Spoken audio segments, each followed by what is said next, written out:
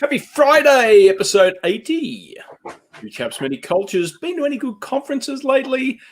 Of course, right now we're in this time we're probably not going to conferences, but there's a lot of virtual options and they've always been around. So we got us thinking about what makes a good conference. What do you look for when you go to a conference, and what you look for getting out of it, and what you look for in contributing? That's what we'll talk about coming up now.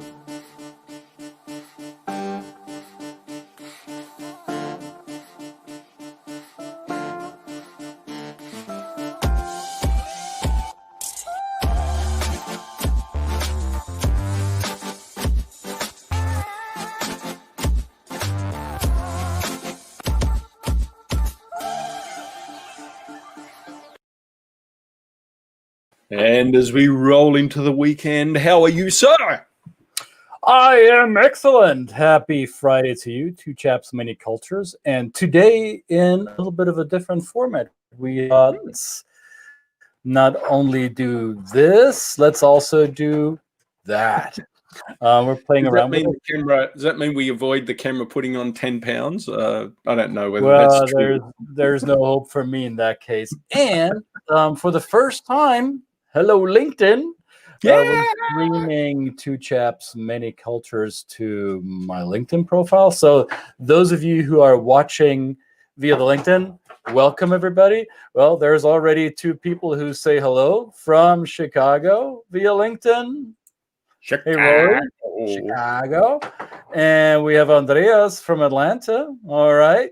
So as you are on LinkedIn or on YouTube or on Facebook, give us the thumbs up, throw in the hearts, do the likes, do the, I don't know what you need to do. And share. Ted Cohen from LA. Would you believe that? Mr. Cohen, I haven't seen you in forever. One of my old contacts from the music industry times. Good to see you here. Excellent. Does that mean stories? Mr. Cohen would have stories. Actually, that would be... Ted, now that you're on the hook. We're going to get you for one of these episodes. I want to hear some of those stories. You have no idea, Brett. Very good. So throw us a like, share the hell out of this, and comment, and whatever it is you do in the social realm. This is what this is for. This is why we're happy that LinkedIn was putting their fairy dust on this program. Let's see what damage we can do. But Brett, what are we talking about today? Conferences in COVID times? Are you nuts? Yes, I know. Well, I mean, I like a good conference. I do like going to a good conference.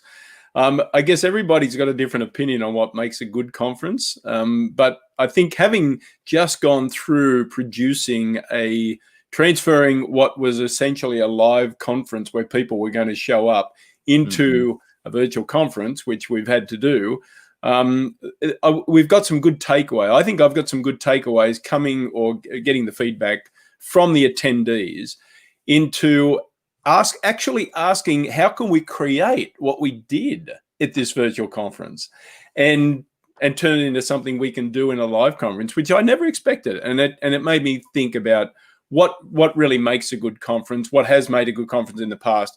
How do you get out? What do you get out of it? How do you feel like contributing to it, and so on and so forth? Yeah. So that's what I thought we'd talk about. Yeah. That's what we would like to hear from you as you're watching this. What actually makes a conference worthwhile attending, whether it was back in the good old days 7 months ago when you mixed and mingled with people in closed spaces, or what makes a good conference now. So for some of us who've been going to conferences throughout their careers, it may just be on autopilot. You register, you pay, you get the program, you get the app for the phone or whatever it is, or the conference flyer, and you go.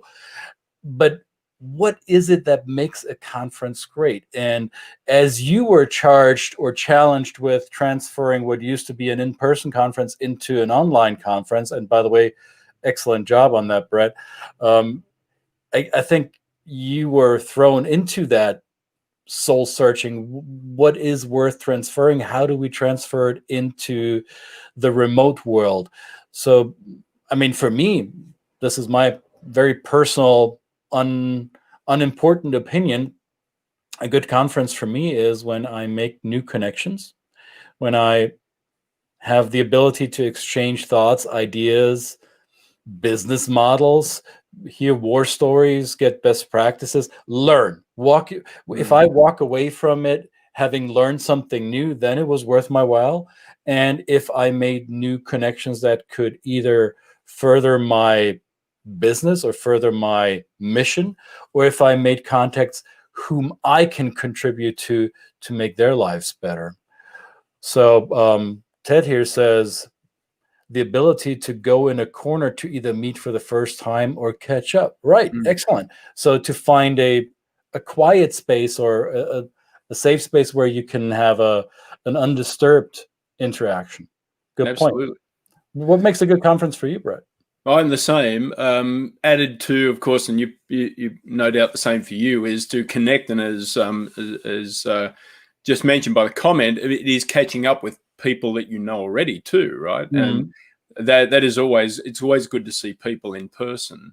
So that's what was challenging when we kind of thought about a virtual conference, is how do we take all those things that you brought into play there, how do we put those in virtual? Everybody, right. I guess at the moment, even before COVID, people were looking for maybe a more inexpensive way to recreate what they could get at a conference, even though they probably did earmark some key conferences that they would always be willing to get on an airplane for and pay the money in travel and things like that. But in the virtual space, it takes away the cost of the travel. But then, of course, you're left with trying to recreate what was essentially a great experience in being able to, just pull someone into a corner and have a bit of a chin wag with them, And so and of course that depends on a platform. And when I was assessing the platforms for doing this, there were many ideas that people had just responded with,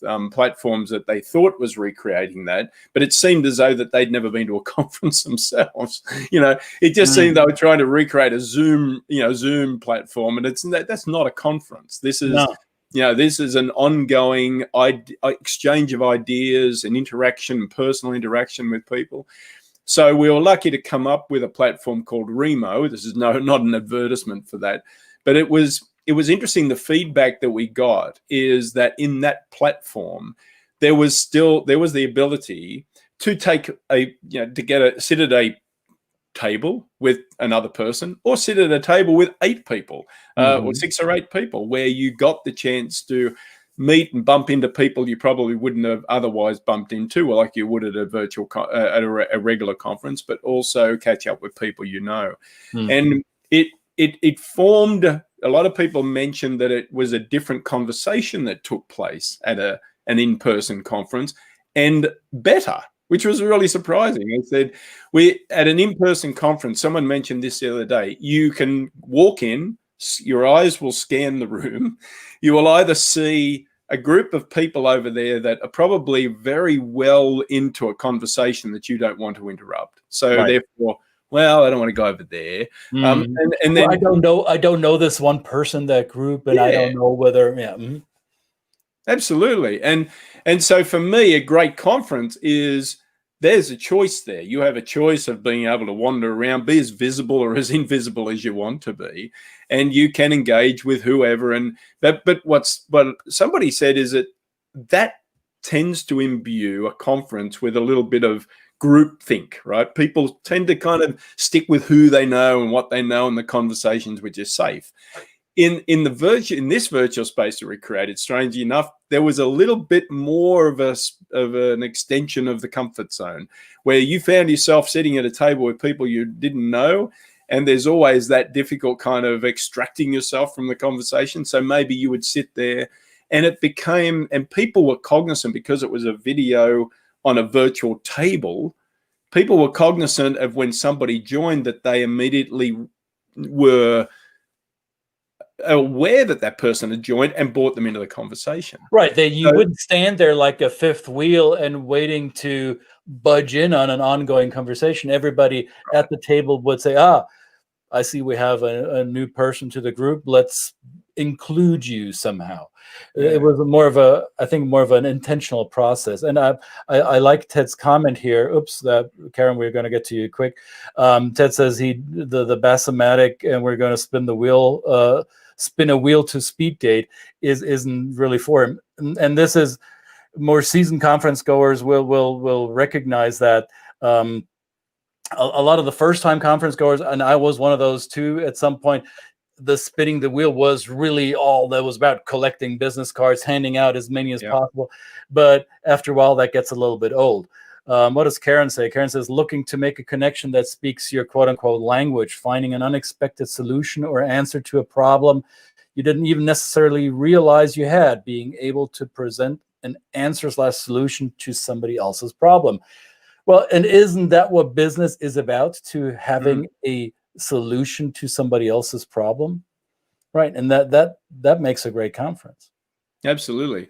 That's an interesting point that Ted and I, in assessing the platforms, and Karen, spent more time, Karen's here, she spent more time just as, than me assessing them. And there were a number of those spinning wheel type of networking things. And something just came to mind, because culturally it indicated who was the designer of that platform.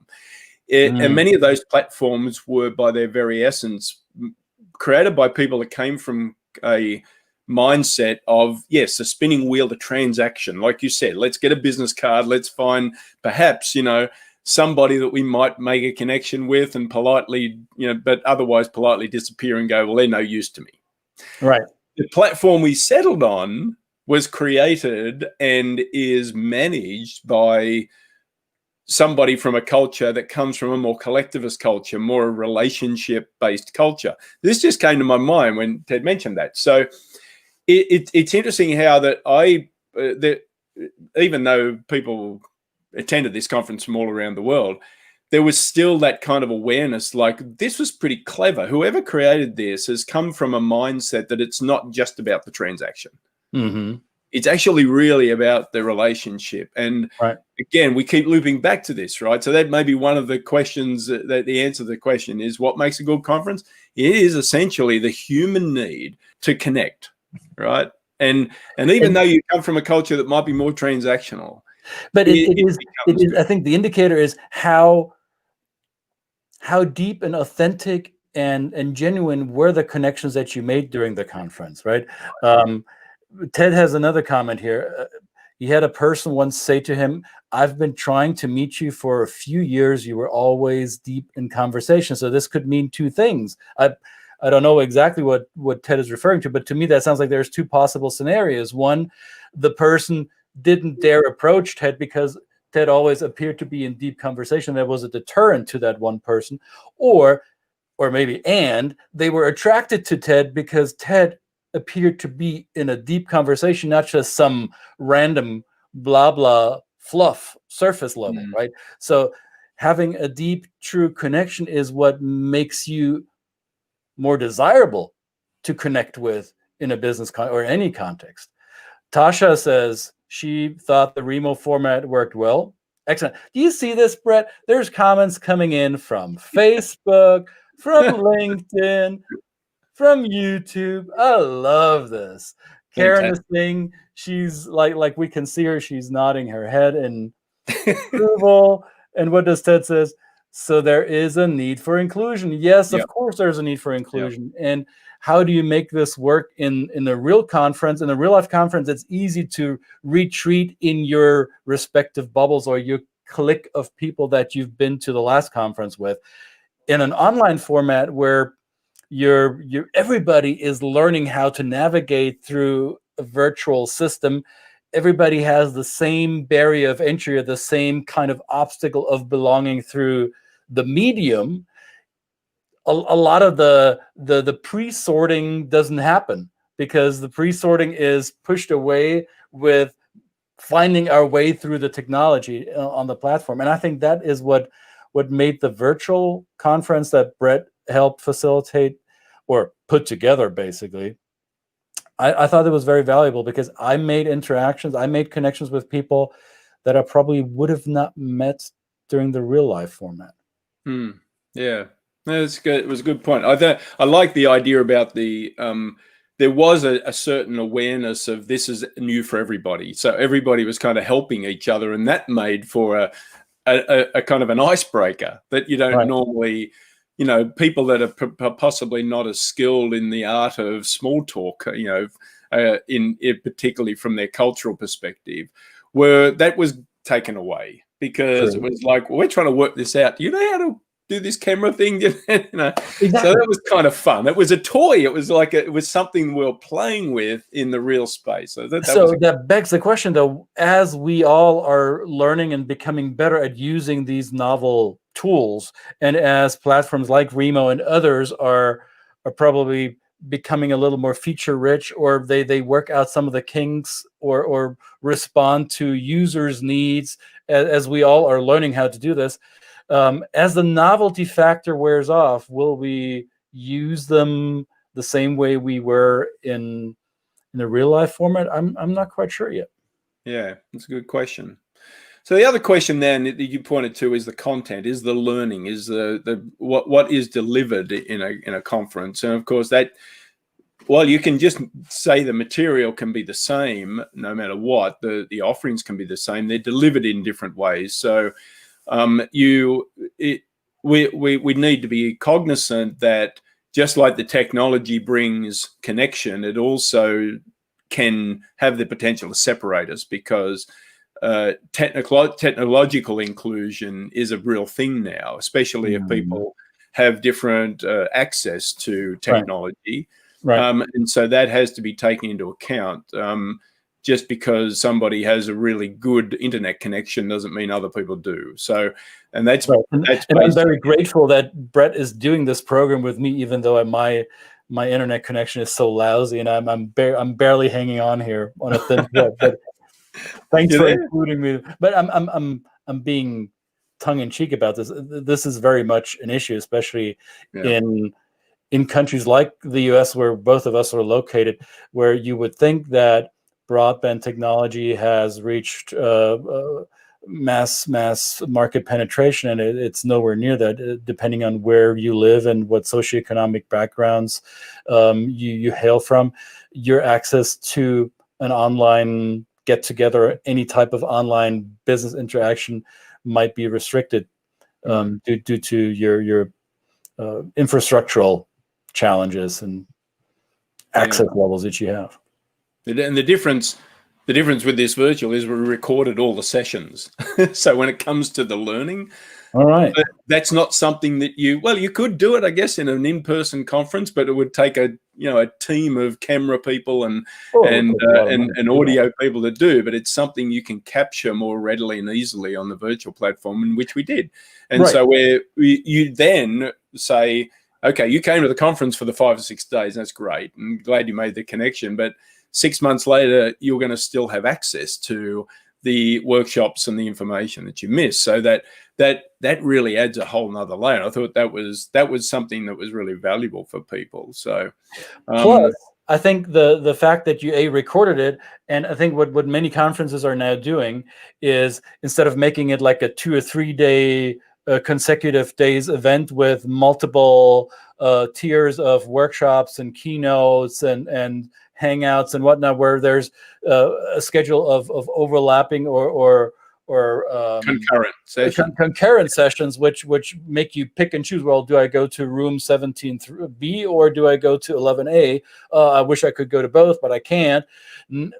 Now doing it in a virtual format, many conferences are spreading it out over the course of a week or maybe even 10 days, and there are no concurrent sessions. It's all linear, and you choose, do I engage on Monday or on Wednesday, or do I do both, or am I there at every day?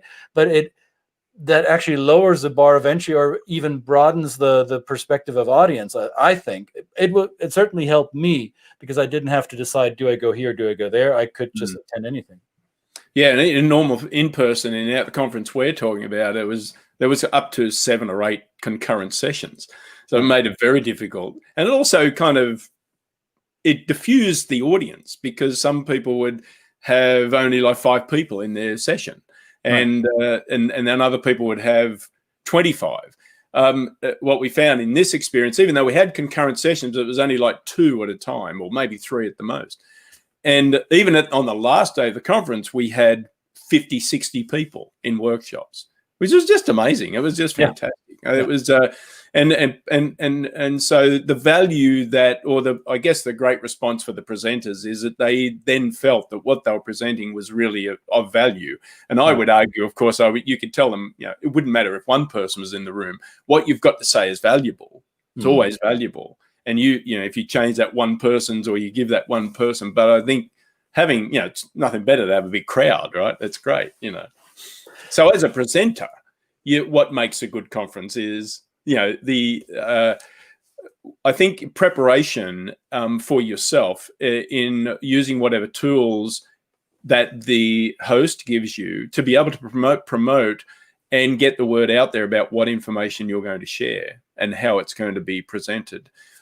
Is a big plus to be able to do that if you can have the access to it. Because again, as an attendee, that's what I want to see. I want to see what it's actually something that we probably fell down a little bit on this recent conference, is that someone did make the mention, great conference and everything, but the abstract of the presentations wasn't as clear because we didn't communicate them. We communicated the heading, but the heading doesn't tell you exactly what is going to be presented. So that would be something, I think, if you were to do this. This is fine tuning. I think the whole marketing of these conferences has to change. Also, fee structures will be changing, because you can't charge high dollars for a virtual event like you did in the past when you were renting out a conference center and needed all the rooms. All the hardware logistics isn't the same anymore, so the price is not justified to do the same thing in the online world. Plus, by doing it virtual, sure, you incur different types of cost, infrastructure costs, and maybe you need more paid volunteers to help you produce the event than you did before. Overall, I think it'll bring costs down, and it will pressure any conference organizer to really formulate and articulate their USP. Why should I come to your conference? Why should I invest my time if I'm not flying and I'm having to negotiate my work hours with maybe spending 2 or 3 hours online for the conference while I'm in my pajama bottoms at my work from home desk?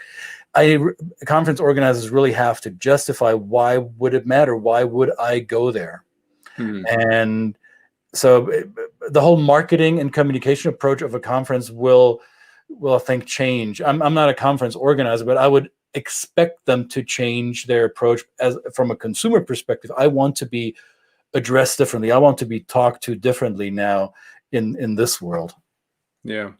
There is also, speaking about the cost. So there is an assumption, and this obviously this comes into play on the work we do. I mean, just because we're transferring to virtual, there is a perception that people are saying, well, you don't have to get on a plane. You don't have to come and visit me. You don't have to print a book. You don't have to do any of that. So therefore, shouldn't the cost be lower for this virtual delivery?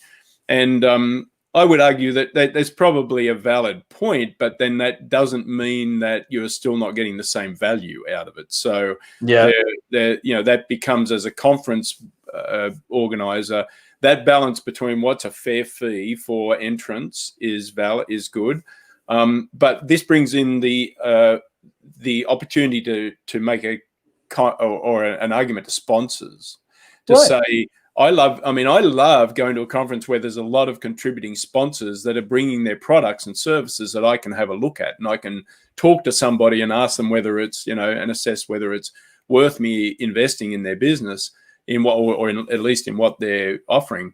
So the expansive opportunity for sponsors now is that, just like this conference that we had, where maybe if we were in a pretty finite space and we had a captive audience of 200 or 300 people, then the sponsor just had that person. Now we were exposed to a global audience, right? And it was a really good, and I think that has to be fine-tuned too. And the opportunity and the wider scope of opportunity for perhaps not exclude the big organizations, that just somebody that is just a small individual proprietor that wants to put their their message out there can afford that. Yeah. I want to close. Great thoughts, by the way, and all of you, great comments, great input. Love this, and I have the feeling that LinkedIn is adding a whole new level of texture here.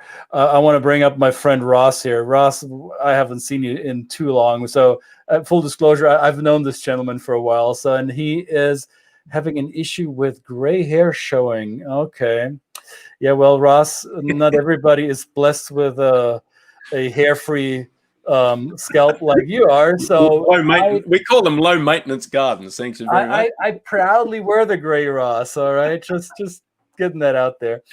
And Ted here says, I just participated in an event that fed X'd wine and cheese as a swag bag. Ooh. Yeah, now that was interesting because I attended the conference a couple of weeks before the one we hosted, and they did send a little. In fact, I got it here. I'll even give up the name. It was HubSpot. And they sent me a little ticket. They sent me a ticket, and they sent me a little coffee sachet, and other little things. I mean, it's a physical thing. I think that's a great idea. Something physical that you get in the mail. I mean, it's kind of nice. I like how Ted called it a swag bag. It's the shock and awe package, right? So if there's that's a marketing thing. You need to be able to capture people's attention. In the virtual space, you can get speakers who don't usually want to travel, and that is true as well. Yeah, so many good aspects here. And I will also add, just finally, that add some fun. Don't forget the fun. We had some fun at this conference, and even at the end, there was a party. A Zoom party, and you never know how these things are going to show out. But we just had like a couple of hours where we thought we'll just get people on. We're just going to. It's kind of like a decompression chamber. People. You can just be yourself. You can go crazy on video. And I had all these plans about breakout rooms and discussions about what was good about the conference. It all went to crap. People just went, no, just keep playing music, and we're going to dance. And it went for an hour and a half. It went for an hour and a half longer than I thought it would. It was amazing. We'd set it for 2 hours. It went for 3.5 hours. And I just did not realize you could have as much fun on a Zoom call than we had at that time. It was just fun. So that's another reason I like conferences, the social side of it, the fun side of it, and that certainly was on display in this conference as well. So I think a lot of people enjoyed that. Yeah. So whatever you do, attend the conferences. It may be COVID times. It may be weird. But the good thing is you can go to the conference and you don't have to wear this. So it's all good. Right. So with that, happy weekend to everybody. To those of you who are watching this for the first time, because it's now on LinkedIn. Yay. This was episode 80. So I'm not going to say you missed a lot. Yes, you did. However, the good thing is, we record this stuff, right? So this lives on Brett's YouTube channel, on my YouTube channel. The links are in the show notes, or if you don't want to look that up, just go on YouTube and Google our respective names. Subscribe to the channel if you like what you saw, so you'll never miss a thing. And we'll be back again, fresh with new ideas and maybe a guest or two on Monday. Absolutely. Have a fantastic weekend. Yo. Bye-bye.